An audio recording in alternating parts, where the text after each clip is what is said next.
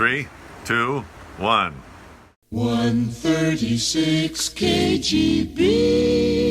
KGB was larger than life. It was the station of the year when I got here. When we were growing up, the disc jockey was like the biggest guy in town. The disc jockey brought the Beatles, the cool records, the concert tickets. Def Leppard to this day always references KGB. When they made it, the first time they played a stadium was for a KGB Skyshow. I knew a lot about KGB, and I knew that it was not the Russian CIA. I knew that it was this cool FM station on the West Coast.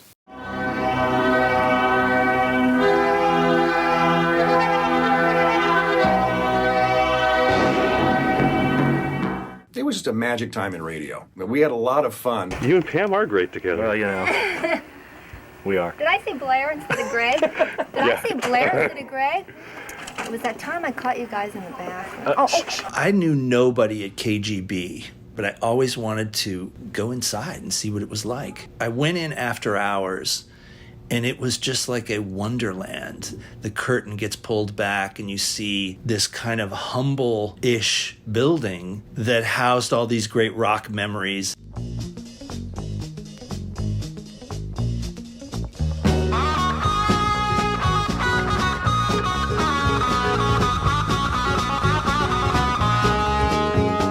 Won't you come on down to San Diego? Life is guaranteed to boost your ego. Eyes that sparkle and a true smile. Hope you get to stay here for a while. Any three-letter call, that station came in the 20s. KGB, probably one of the absolute oldest properties in San Diego. The KG Beach Boys on Boss Radio 136 KGB. Buona Johnny, the KG Beatles. That's a bad impression of a top 40 DJ. KG Beach Boys. It was 1360 KGB. AM DJ started out at some little station in Fresno. And then he moved to, San Luis Obispo. And then, if he was then maybe KGB San Diego, if he was really good. And eventually, KHJ Los Angeles. KGB AM was the first station to bring the Beatles into San Diego at Balboa Stadium. The KG Beach Boys on stage presenting the KG Beatles. It all happens Saturday night, August 28th in Balboa Stadium. Get those tickets from number 1 KGB, the only authorized ticket source in San Diego. That was this liner card.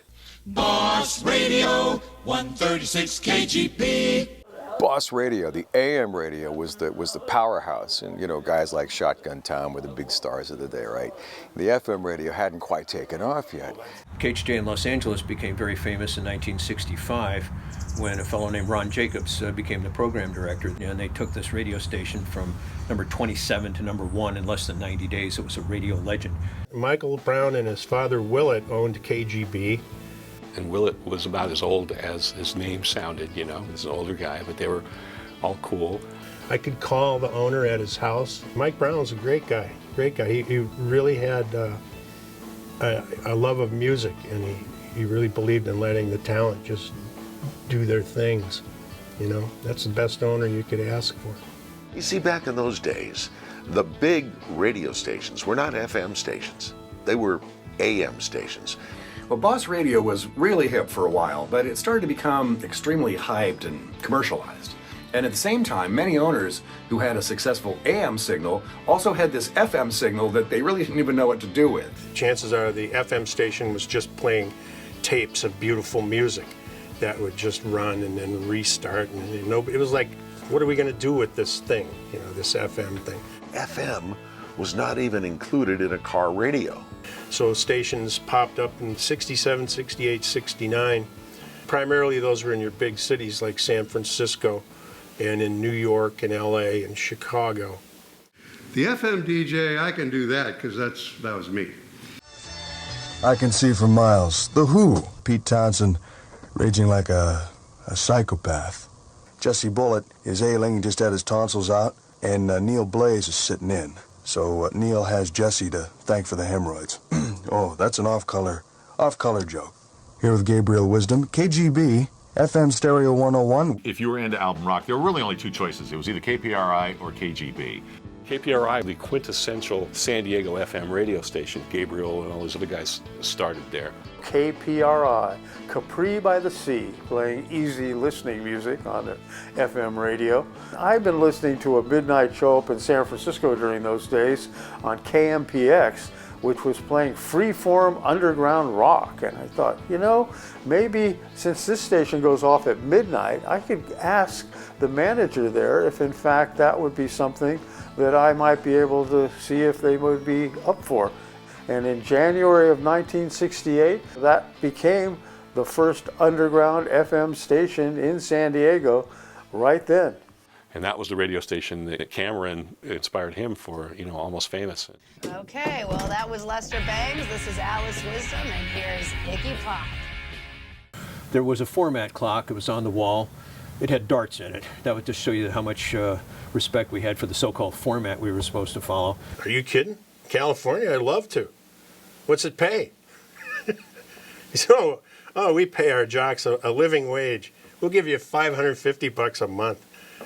And I said, okay, I'll take it, even though it was a $350 a month pay cut, just to come to California. KGB, the once mighty Top 40 station, had fallen on hard times. And the owner of the station was a guy named Willett Brown, who was also the chairman or the president of RKO Stations, which owned KHJ, knew Ron Jacobs rather well. He begged Ron Jacobs to come down to San Diego and, quote, fix KGB, change the format, get it into something modern. He wanted to do an on-air promotional announcement that they were going to recycle the radio station. So we sat down and started recording this thing, and it goes on and on and on and on, and it's like the history of radio from Marconi to the present day, practically. And he ran it back to back to back to back to back for 48 hours. April 1st, 1972, San Diego, California. A city in motion, methodically moving towards history's horizon. The presentation on KGB is what sucked me in. I said, those guys have got it going on. Well, of course, we were all pretty stoned back then, so I mean, you know, they could have just played, you know, Looney Tunes, and we go, hey, that's great. KGB and KPRI were neck and neck competitors. When I was on the air and I'd listen to KPRI, if they were playing something, I'd play something better. I just started writing for the San Diego Door, and that was the only underground kind of newspaper in San Diego. And it was announced that Ron Jacobs, this radio god, was going to come to town and redefine KGB. He called it the Jacobs conveyor belt. Freeform with discipline is how he described our format. But the second time I met my demise was when Ron Jacobs was there. He did this recycling thing, and yours truly got recycled out. So I didn't make the cut with the rest of the guys.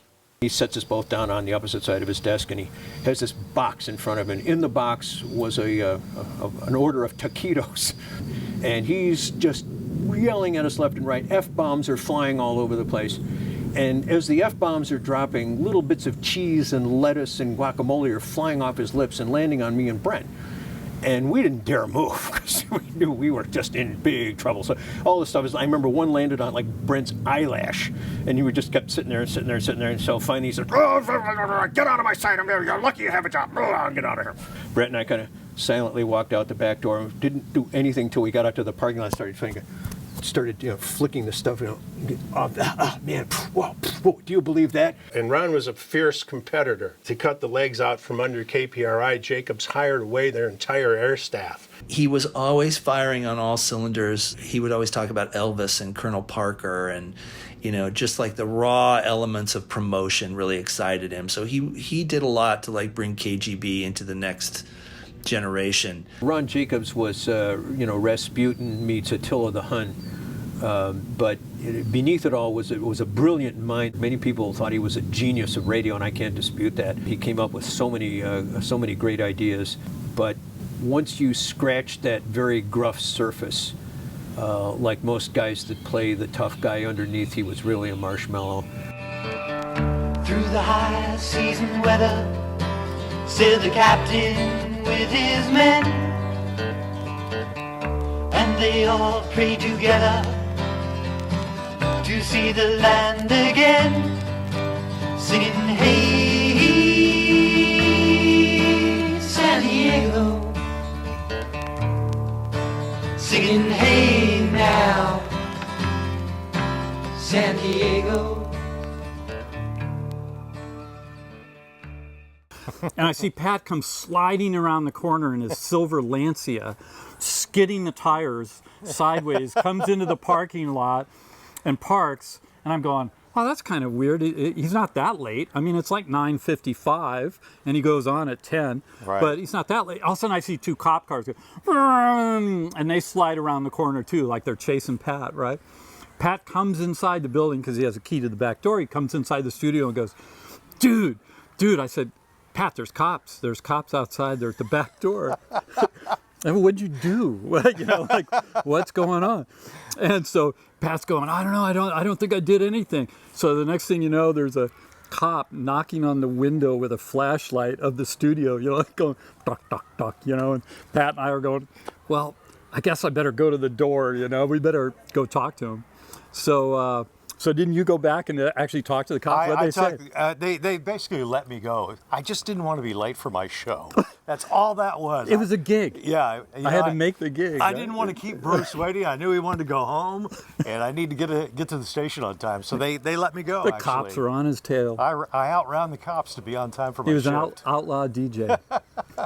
Budweiser had a big rock and roll promotion, and it was with the Stones. The whole thing was supposed to culminate in a concert in Moscow with the Stones. We found out in the middle of the trip that the Stones weren't going to be playing.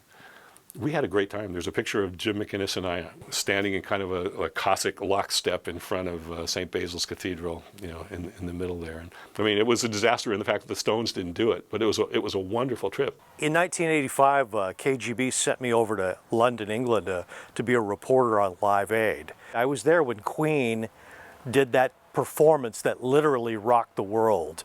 And as that was happening, we all were looking at each other like, I think we're witnessing rock and roll history. We would do a party bus. So I'll be darned if some promotions guy's going to tell me not to get wasted during the concert. So we would have issues sometimes where we would have to wait an hour, you know, while they scrape somebody off the floor and we would pour them on the bus.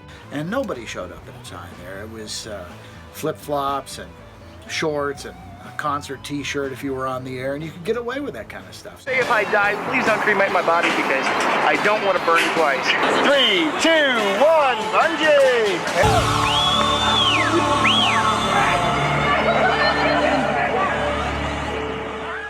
The KGB van, yeah, we used to abuse that thing.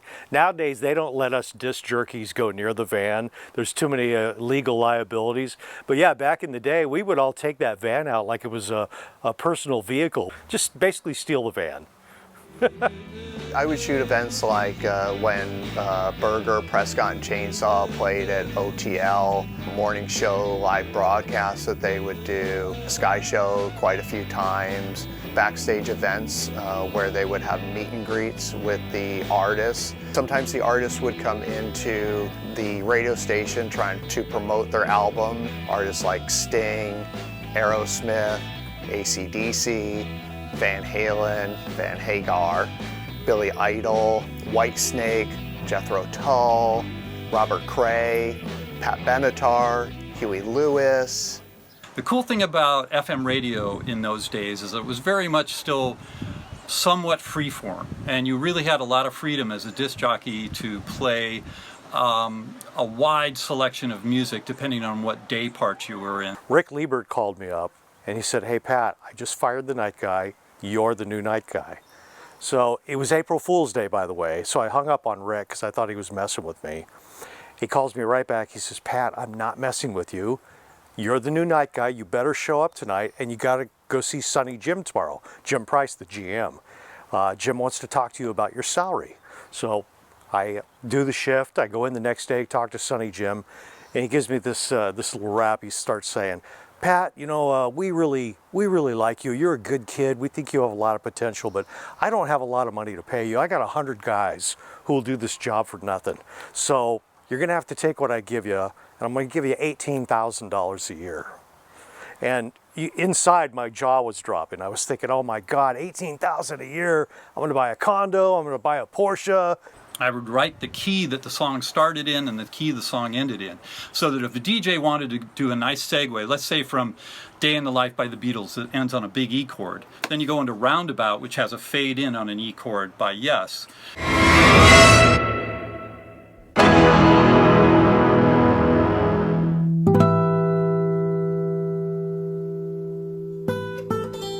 So it really would help guys with nice musical segues. I don't know if I'm allowed to talk about. Am I still pixelated? My name is Andy Strasberg. I worked at KGB from 1981 till the beginning of 1984. I did the sports.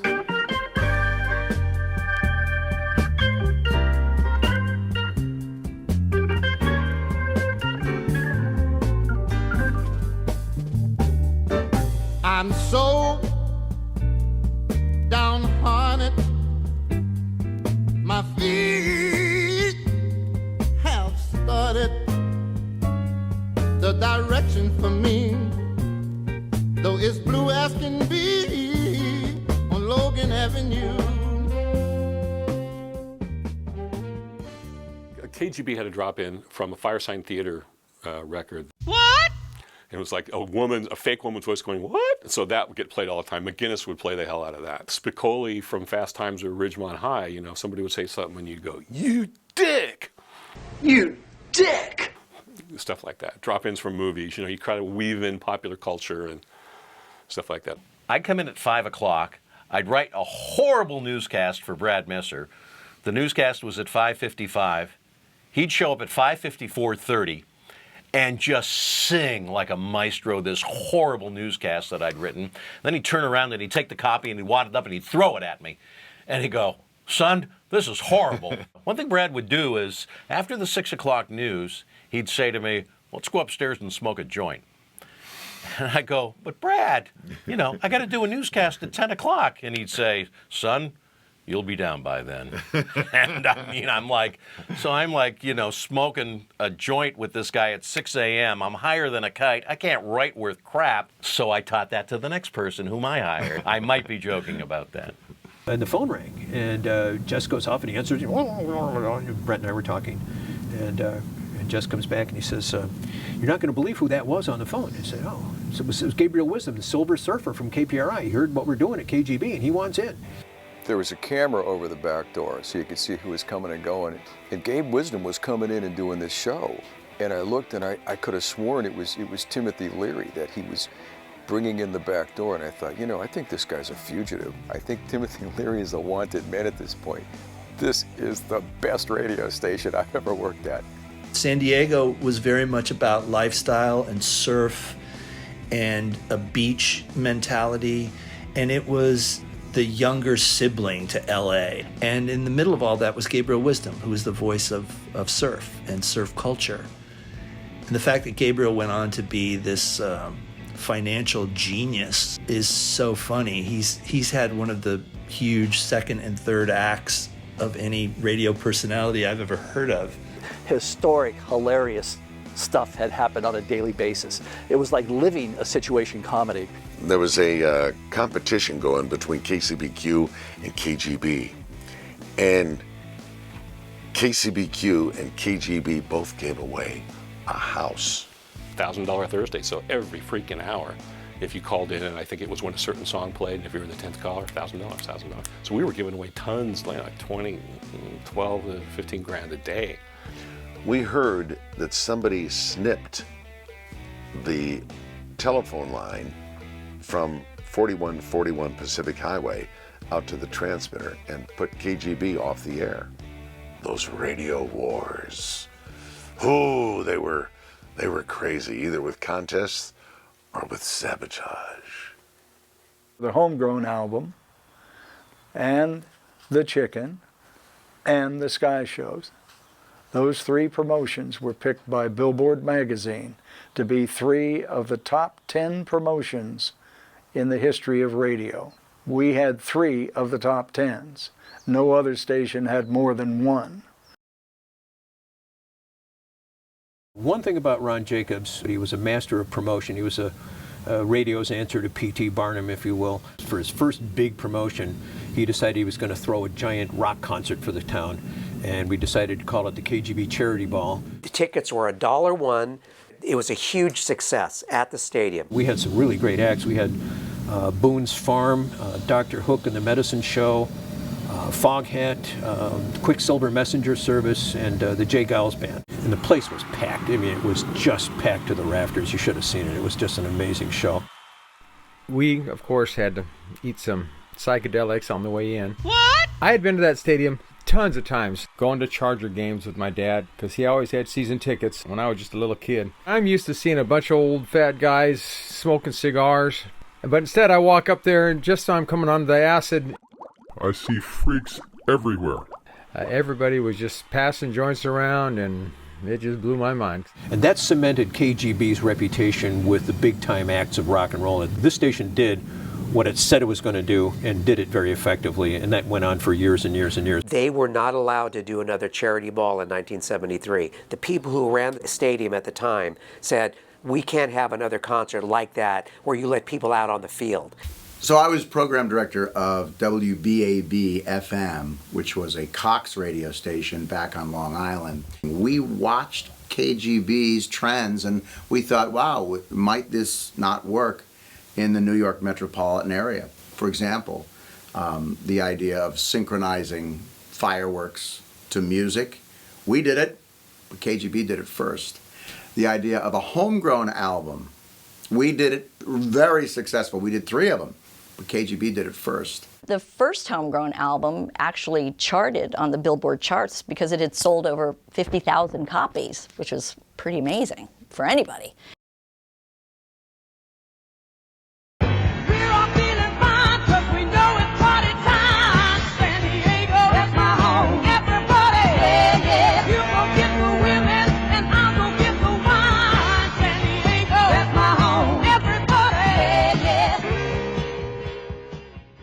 Bill Hergonson, was the morning guy. He was Captain Billy at the time. I think it was 1972. We started asking listeners for songs about San Diego. We said, you know, people write songs about New York, there are songs about San Francisco, they write songs about Chicago, but nobody writes about San Diego. Some local people started, writing songs and sending them in, and they were, kind of okay little things, people on the piano or guitar, on a cassette. It was, a friendly little thing. Oh, San Diego, I love you so much, kind of stuff. And then one day we found a record. It was an actual record by a group called Rose and the Arrangements. It was the flip side of The Cockroach That Ate Cleveland, which I think was a song about Jerry Springer. You'd have to check that out. But the flip side of this record was Chula Vista. Chula Vista, Chula Vista, boing.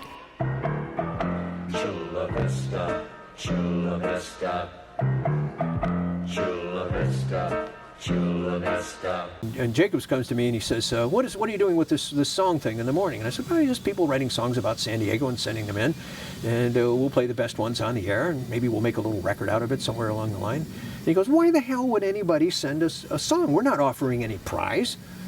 And I said, what do you mean not offering any prize? These people had a chance to be heard on the radio, a chance to be on a record, a shot at fame. And Jacobs was like the shaft of light opened up and the angels started singing. And his eyes started rattling around in his head, and he suddenly realized he had the world's greatest prize for free. It didn't cost him anything. And so we went ahead, and this little tiny project of, write a song about San Diego suddenly became this big deal. And somebody said, oh, we could call it Homegrown. Everybody kind of, because we all knew what Homegrown referred to. And then he said, hey, we could have an art contest for the cover. So we had an art contest for the cover. And so there was this kid that would hang around the newsroom.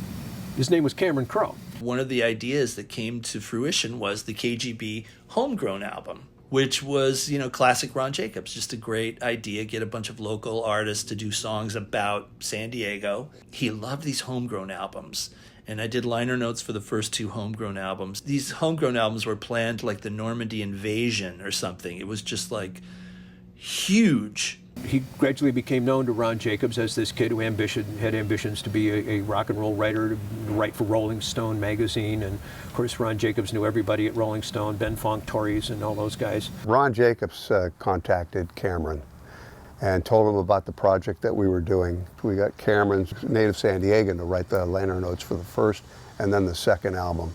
So it was a bit of a coup because he was already very well known because of Rolling Stone. We had a long conversation about the people on the record and everything else, and I could hear him typing on his typewriter. He took notes on his typewriter in the background. Later on, he came out with these liner notes, and I read them. I said, wow, he nailed it on the first take. He just got it absolutely right. He was an amazing guy.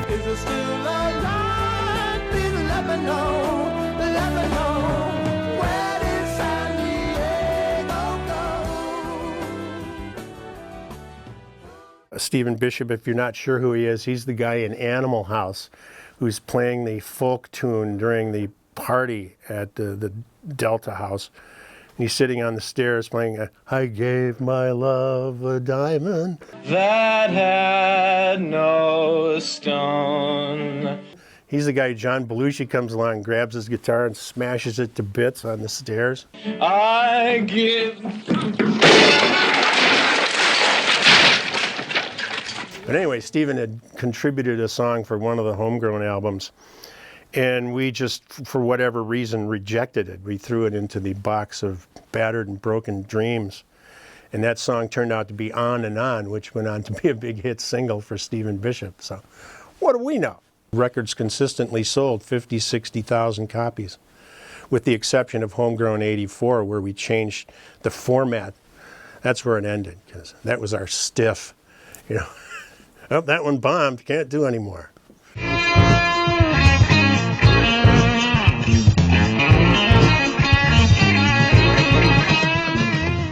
The Homegrown Hour was tied into like the Homegrown Album. It was an on-air feature where we would spotlight sometimes one band, sometimes 3 or 4 bands.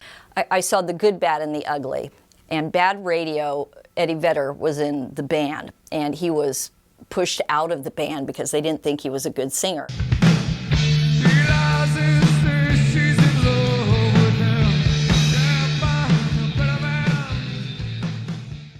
A couple of years later, Pearl Jam comes blasting out. And later on, when I was doing the Homegrown show, I specifically said every week, now, I want the best quality stuff on this show, so don't be sending me cassettes, because cassettes sound like crap, all right? Got it? So this thing comes in, oh, it's from Bad Radio. You know, it was okay, but the quality wasn't what I was looking for, so I pitched it. Well, I found out that the singer in Bad Radio was Eddie Vedder, who went on to bigger and better things without being on the Homegrown show, because he had what it takes. So now I wish I could find that, you know, just to say I have it. Eddie, if you hear me, Eddie, send me a copy.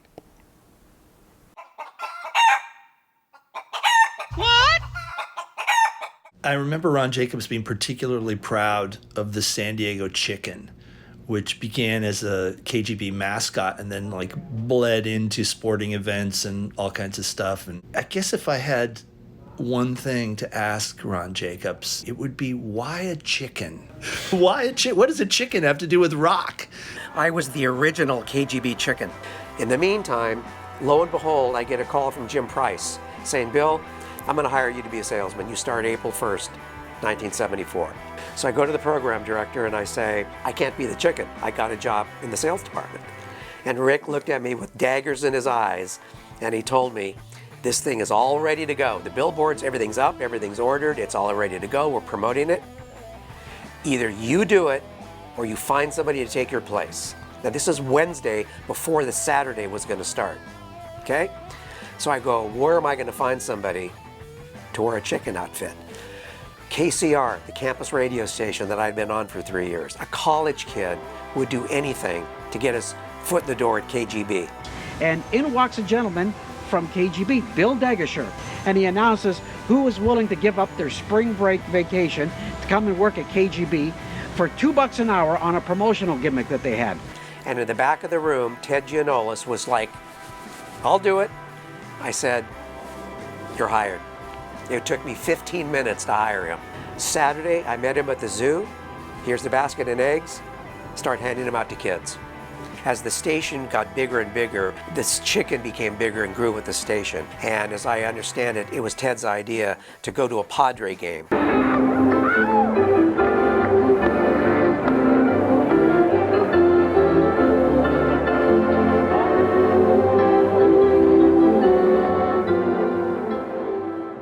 Even the Padres front office got involved, and they encouraged me. Now, for example, they were the first ones to invite me to go on the field and do chicken shtick in the middle of a game during inning breaks.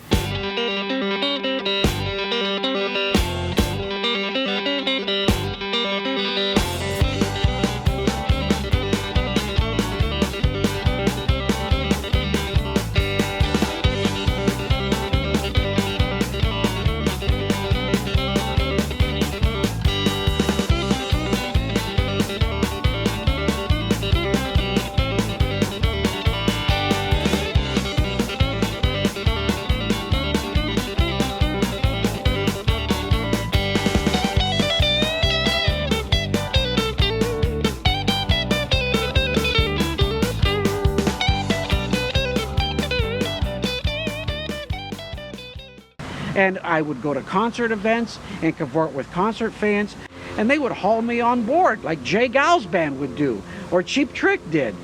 Do you find that the chicken is an extension of your personality? It's an extension of my personality I didn't know I had at first when I put on the chicken suit. If you would have told me 2.5 years ago when I started this job, it would lead to one day being on the Herald Express, or being invited by the St. Louis Cardinals to St. Louis, or being invited by Paul McCartney to tour on the final leg of his concert stand, I wouldn't have believed it. Why do the chickens cross the road in California? Why, to get to the courtroom, of course. Willett Brown was not happy when the chicken didn't have the KGB vest on up in Seattle, where he was asked to perform at the halftime for the NBA All-Star game. And I said, Teddy, we have a fortune invested in you, and I can't authorize you doing it unless you have KGB on your vest. Well, he went up to Seattle and he didn't have KGB, and for that I suspended him. You say there's no such thing as bad publicity? Well, try firing the KGB chicken and you'll know about bad publicity. And so we went to court, and in comes Teddy in his new chicken suit. We expected that. But right behind Teddy in his new chicken suit came TV cameras. And incidentally, that was the first time in San Diego court history that TV cameras were allowed in the courtroom. My lawyer turned to me and he said, Jim, we just lost. There is no way that judge is going to rule against him with the TV cameras behind him, and that will be on television. I feel like a free bird. My suit has been vindicated by the Superior Court. You don't know what a relief this is. When Ron Jacobs left, it could have gone south. Luckily, though, the best possible replacement was right there in the building as second in command, Rick Liebert. If his name has not come up yet, Rick Liebert, as far as I am concerned, was the king. I kind of felt bad for him because Rick was about our age. And of course, here he is trying to tell me and Brent Seltzer and Brad Messer and Bob Coburn and Gabriel Wisdom and the Live Earl Jive, all of these really talented people trying to tell us what to do. Well, of course, this is like herding cats. I mean, we just didn't really take direction all that well. I went into this radio management class in my final semester at San Diego State, and we had a guest speaker that day. His name was Rick Liebert, and he happened to be the program director of KGB. He said, hey, I said, yeah. He goes, don't I know you? And I go, I don't think so. At the time, I was doing voiceover work for PBS TV, and he had heard my work on PBS TV, and he said, why don't you come down to the station sometime and let's have a meeting. He offered me a job right then and there to start working on the weekends in the worst shift possible, which started at Saturday at midnight. I got 2 hours of being a DJ, and then I got 4 hours of playing public affairs tapes, including Adventures in Judaism with the Reverend Balfi Brickner, which is probably the most boring half hour of radio known to man. In this country, for example, church attendance is down. And my job was to try to stay awake at 5:30 in the morning after being up all night so I could change the tape for the next public affairs show that came on. Linda McInnes, Rick's girlfriend, Jim's ex-wife, was the morning star, and she came in at 9 a.m. And I was in there having a good time. I was, doing illicit things. I had albums all over the place. And she came in, I'd never even met her.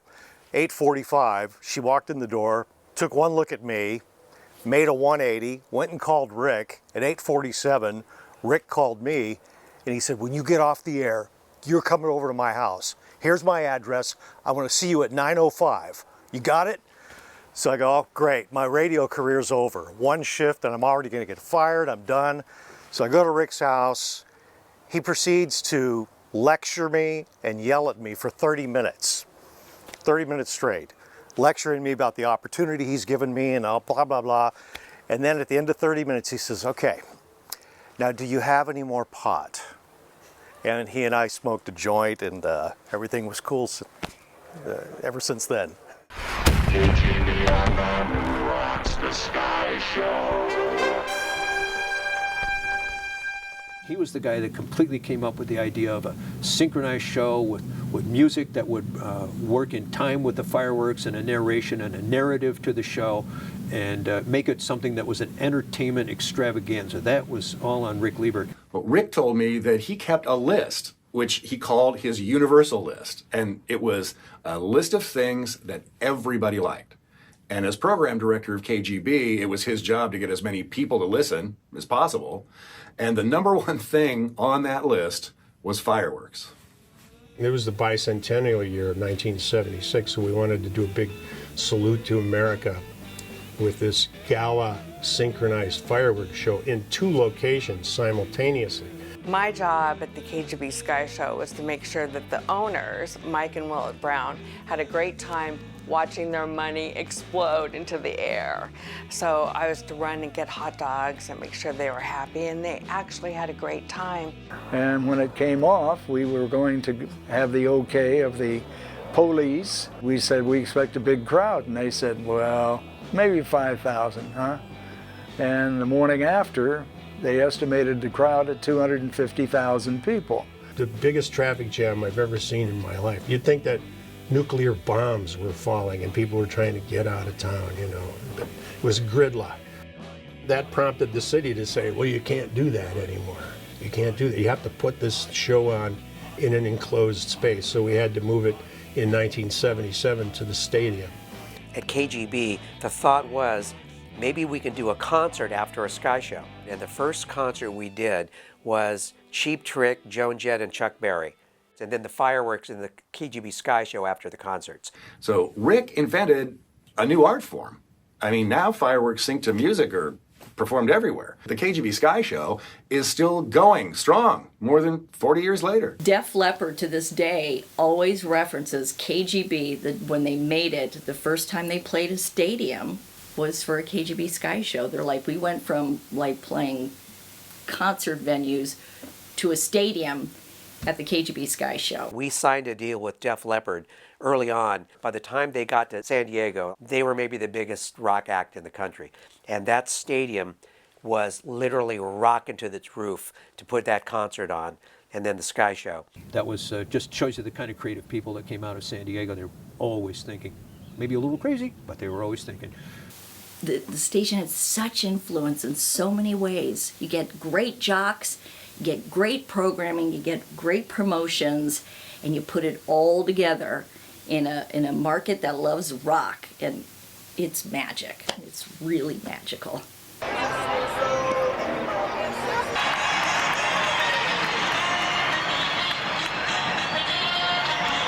KGB Sky Show 20.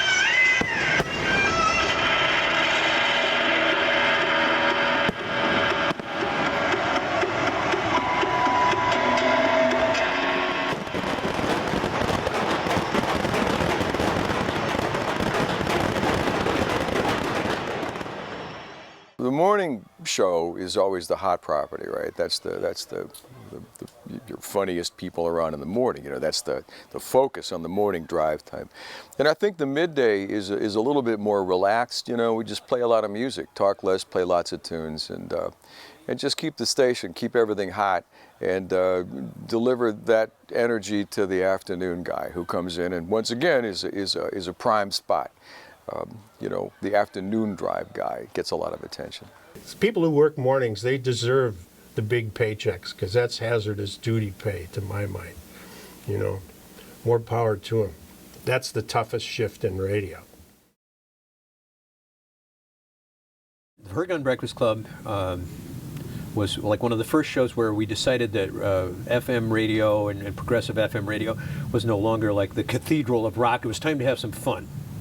So we started throwing in rim shots, boom, doing a little humor like that. Some people objected, but if you looked at the ratings, most people didn't. The ratings went from about a 3 share to almost a 9 share, which is was phenomenal for morning drive. Oh, my. Yes. Well, the boys are ad-libbing this morning. The dirty little secret is the plan was we had no plan. And we made it up as we went along. And we never scripted anything. We just winged it off the top of our head. Drove management crazy, but it seemed to go over with the audience. I'm a disc jockey. I'm allowed to do this stuff. I have a license to abuse and a license to be an idiot in public. One of my partners was Sue Delany, and she was like this legend at 91X. And so I believe the story was that, as always happens in radio, we stole her. Rock and Roll 101, KGB FM 710. Now we're taking calls at 570-1015. That's right. It's our Wacky Friday feature. We do this every Friday. It's a way to kick out the jams and get ready for a party rock and roll weekend. I started in Bakersfield at KKXX. The people up in Fresno at KKDJ heard me doing the show and invited me up there to work. And I went to 91X, got hired, went to Vegas for 2 weeks, and then started work. And then KGB hassled me until I had to go to KGB and work. It was dramatic. I'm Sue Delany. We're the No Talk Triple Play on 101, KGB FM. There you go. When it became apparent that there were stalkers for certain air talent, not us, not us, at the radio station, they yanked out the outside glass. But they've had to put bulletproof glass in. She had somebody show up with a rifle in their trunk. Oh yeah. Sue drew a lot of unusual people into the mix, and security became an issue, actually. Just a really sweet girl, and now she's gone. I really miss her. Hi, it's good to be back. Welcome to KGB Rocks 10. I'm Sue Delany, and we've got an hour of great stereo simulcast video for you tonight. This is your brain in the morning while listening to Berger and Prescott on 101 KGB FM. I got paired with Mike. We don't really speak right now, although we were secretly married in 1986. Our parents still don't know about that, but I thought that was, That's back when I was a woman. Yeah. Who do you think should get the nod for being Liar of the Week, Gary Hart or Jim Baker? Definitely Jim Baker. Yeah? Any particular reason why you think Jimmy's a bigger liar than Gary? Well, I've never trusted those TV Bible bangers, and I think he's been definitely banging more than his Bible. Hey-oh, well. They moved Sue to the afternoons. Chainsaw came in with Berger and Prescott in the morning, and it was really like, burning up. The ratings were fantastic. There was a good vibe in the station. Oh, I'm not paying for everybody's drink. I love you, but come on, give me a break. Anyway, stand by. We're going to have one great time here for the next 3 hours right here, broadcasting live from the Improv in Pacific Beach. It's Berger and Prescott on Rock and Roll 101 KGB FM.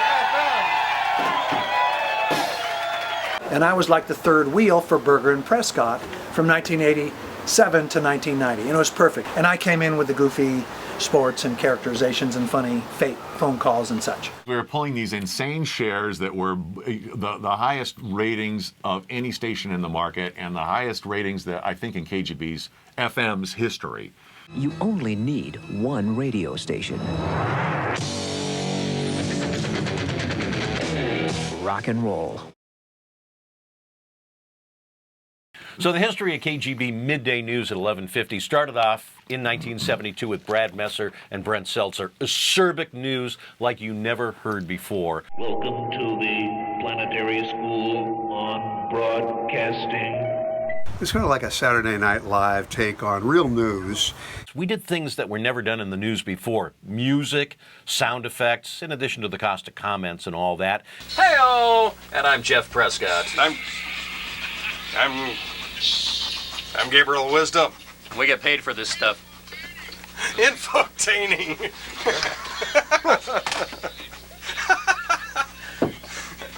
This newscast was going to be anarchy every day. And our general manager, Jim Price, he said, Prescott, you got me in so much trouble. And I said to him, if we didn't get you in trouble, Jim, we weren't doing our job. We did a surf report, and it was a fun little 10-minute departure in the middle of the day, 11:50 to 12 noon. We interviewed people who were, I think, clinically insane, didn't we? More so than us. Yeah. That was the spaceman of Ocean Beach. With the spaceman, you could turn him down, you could go to the news, you could turn him back up, and he was still telling his stories of, of going out to space. It's like going from the experience from a caterpillar to a butterfly that put me through to get me up there on the spaceship. You want to see something beautiful, you want to see some color you've never seen before.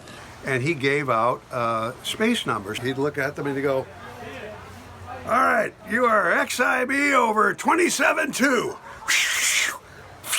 And we had different personalities who were favorites for the show, and one of them was Dr. Bronner, the soap maker in Escondido. He was partially blind. He had been tortured by the Nazis.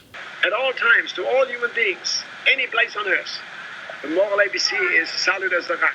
He talked about Spinoza and Mark Spitz, who was a champion swimmer. I don't know where that came from, but it was on the soap bottle label.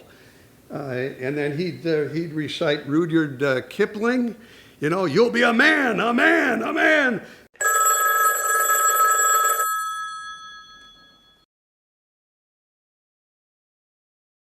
They're back. DSC is back. We needed the most important component, and that would be the host, the leader. I got what we called the box of broken dreams, the tapes and resumes that come in because we'd done an ad on R&R, Radio and Records, the publication of the industry. I'm going to drive up the 5 to Vancouver, it takes me. And I'm going to find the host in this box. And so I drove north, I popped in a couple of cassettes, and I popped in Dave Rickard's cassettes from Denver. And by Manchester Avenue, which was the next exit, I said, that's the guy. His talent was just so obvious to me. 1015 KGB congratulates the DSC on 31 years on the air. The longest running radio show in San Diego. Channel 69 movie, take one, Barney, 5 directing. Thanks, Barney. Tonight's feature is Blue Steel with Jamie Lee Curtis. Other movies coming up this week will include The Terminator, John Wayne and Rio Lobo, and Coogan's Bluff. Now, unfortunately, in this movie tonight, we had to edit it for the family. Jamie Lee doesn't do a nude scene in Blue Steel, but Barney's going to take off his shirt. Hey, nip it! He's about a beat up. Coming up on the movie tonight. Cut it! Cut! Stop the tape! They were the longest running radio morning show in San Diego for 32 plus years. I probably wouldn't have a career right now if it wasn't for San Diego being a blowing off steam location for any band that was touring the West Coast. I would always go backstage and interview bands in San Diego, and they were just so happy to not be in a high pressure city. KGB was like that. KGB was more of a hang loose station. Just give me a list of recording artists from that era.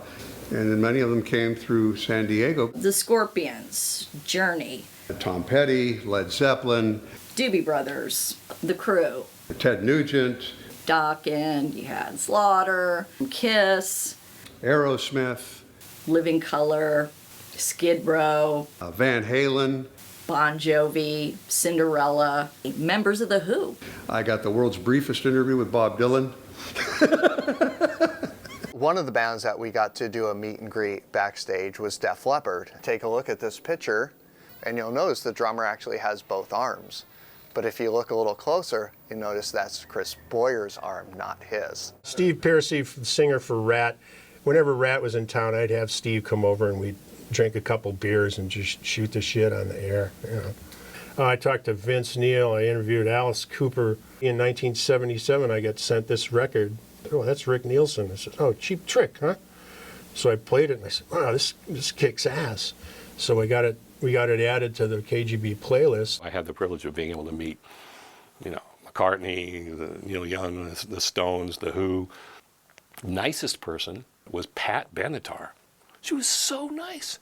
Like, I would do the meet and greets, I would bring people backstage and try to keep that rhythm because the artist is busy, they got other things to do, and you say, hi, this is Joe, the winner, and then you go 2, 3, a little talk, a little conversation, and then I would just kind of go, okay, Pat, it's been great. She goes, where are you going? Just stick around. So we just hung around. I always thought that was great. I've been on the air in San Diego for 32, 33 years now, and it can be challenging. can be challenging. A lot of, issues with alcohol and drugs and all that stuff, because it's a different lifestyle for sure. Yeah, a lot of them get on the crazy train and ride it right into oblivion. Yeah, some well-known KGB jocks are gone now. They passed away through self-indulgence and other things, suicide. John Leslie, his voice and presence on the radio was like a warm, comfortable chair. Most people work an 8-hour day, right? Yeah. Yes. In radio, you work maybe a 4-hour day, maybe a 5-hour day, and you bail. I remember a time I did an 8-hour shift on this station. I was absolutely exhausted when I got off. I have got 2 troopers here, ladies and gentlemen. And I had him over for Christmas, and when I picked him up, I knew he was dying. I was on the 8, it was driving rain, and I pulled over to the emergency lane because I couldn't see because I was crying so hard. And Emerson, Lake and Palmer's Lucky Man came on, and I just lost it.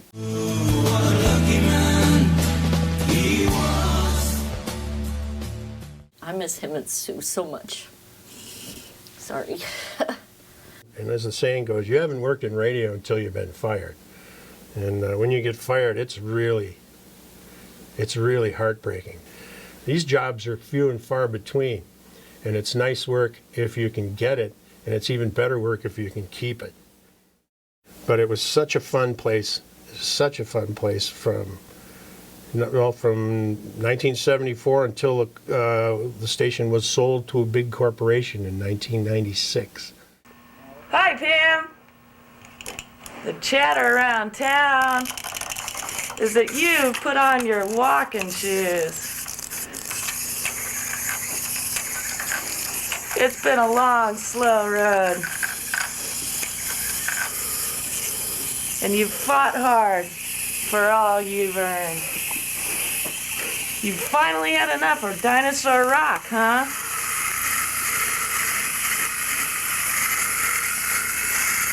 Now it's time to really rock and roll. Well, Pam, goodbye, and remember the little people. Good luck, Pamski. Climb that corporate ladder. Bye, Pam. We're going to really miss you, and as you can see, I'm cleaning out my desk because, obviously there's a lot of paranoia going around here. You left just in the nick of time. If you are lucky, you can be at a place where everything falls right. You've got the right staff who know what they're doing and enthusiasm and all, and you got the right ownership who gives you the opportunity to do it. And maybe it's the best time in your professional career, and maybe it only happens once. And that's what we experienced during that period of time at KGB. But that's all the petri dish of KGB, and that's all stuff that was growing during a very important time for music, and that station was just anchored right in the middle of it. Now, yeah. We're has-beens. We're radio has-beens, basically. Berger and Prescott, radio has-beens. That's how we introduce ourselves. If anybody has, openings for bar mitzvahs, weddings, or whatever, we're available between 5 and 9 a.m. So, because that's the only one we're good. But actually, I hate Mike, and being here standing with him is extremely uncomfortable, so we'd like to get this over with as soon as possible, please, and get your hand off my ass. The Telecommunications Act came in 1996, and all the stations got sold, and all the rules that said you could only have 1 AM and 1 FM in a market were blown up, and so you'd have all these bigger fish eating them, like KGB got eaten by J-Corps, and then that got eaten by some Clear Channel, and that got eaten by Entercom. The rise of automation brought about the rise of what they call voice tracking, where the disc jockeys could do an entire show in 45 minutes in advance. And nowadays you walk into radio stations and there's no one there.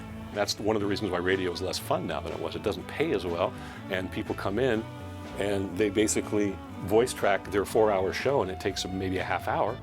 Technology and creativity is always changing and evolving.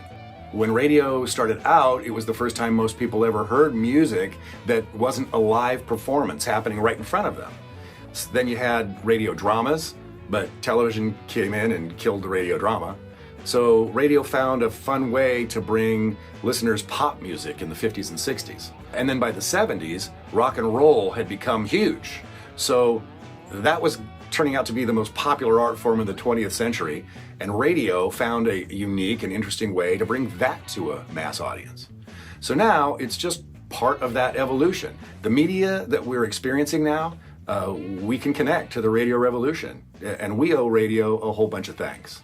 It's nice that we can all get together and kind of, keep our little moment in time alive. I want to offer a toast to our friends who are not with us anymore. We know who they are. Add to the list, Art Bell. The great Art Bell. Sue Delany. Jesse Bullock. Avery Bull. Sonny Jim Price. John Leslie. Rick Lieber. Brent Spelser. Bob Coburn. Brad Messer. Gary Cockera. Mojo Nixon. Linda McInnes. Larry Hemphill. So long, San Diego, I'm leaving tonight. Gonna catch the next plane to LA. The woman I love won't get off my case, so there's no further rest I must stay. 'Cause there's one thing I learned on the day I was born. You can't let women have their way. If I ever come back to Soul Town, I will burn and shove the ashes in the bay. So long, San Diego, I'm looking to see. Gonna do without them from now on. Got a chick up in Portland that I had to leave. She'll be waiting in the rain for me at dawn. Look at all you women might be pretty, but they're hard. Gonna take you for everything you got. I thought I knew all the tricks of the trade, but I lost every battle I fought. Take it, Ducky.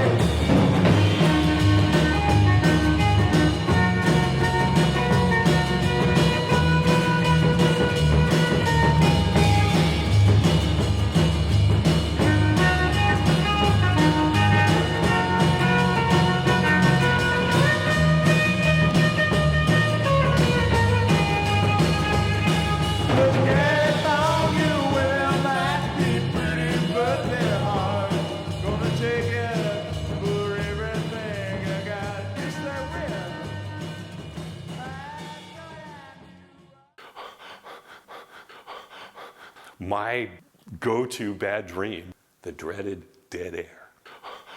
Being on the air, KGB, records running out, and that breathless feeling. It makes me proud to know that, yeah, at heart, I'm a radio guy.